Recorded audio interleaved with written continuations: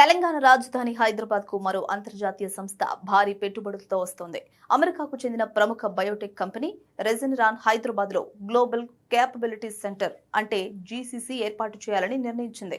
ప్రపంచ వ్యాప్తంగా బయోటెక్నాలజీ మరియు ఔషధ పరిశోధనల్లో కీలక సంస్థగా గుర్తింపు పొందిన రెజెనరాన్ ఇప్పుడు భారత్ లో తన కార్యకలాపాలను విస్తరించేందుకు హైదరాబాద్ ను ఎంపిక చేసింది.